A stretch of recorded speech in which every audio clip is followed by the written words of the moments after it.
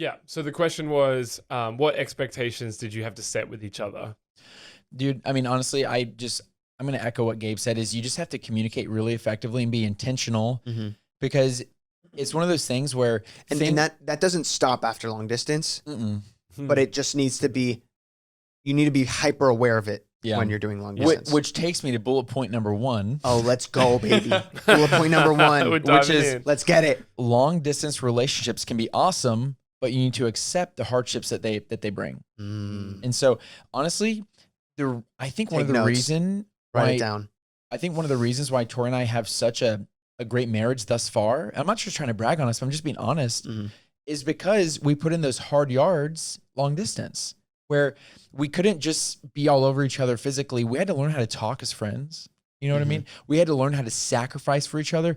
I mean, you know it better than we do, but different time zones make it difficult. I was waking up at her lunchtime, right? Or she was going to bed at my dinner time. It's very difficult whenever you're working different jobs to sacrifice and plan different things. But the groundwork that you put in whenever you are in a long distance relationship can literally be one of your greatest assets to having a healthy relationship once you are in the same, home And I think in that vein with what you're saying is you need to put in the full time and energy.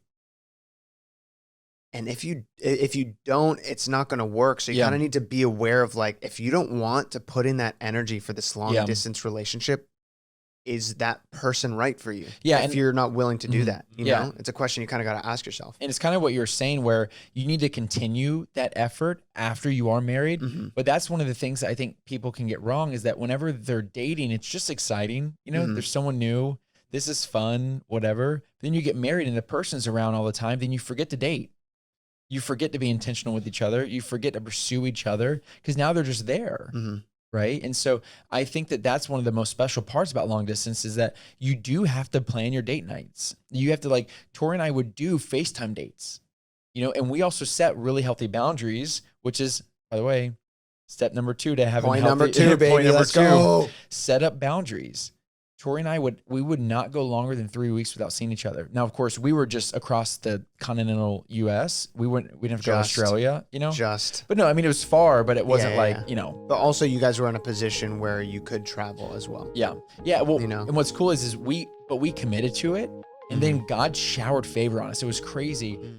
Thank you guys so much for watching this clip. We appreciate it so much. And if you could leave a like and subscribe to the channel, that would help out so much. And if you want to listen to the full podcasts, just head over to the iHeartRadio app, Apple Podcasts, or wherever you get your podcasts.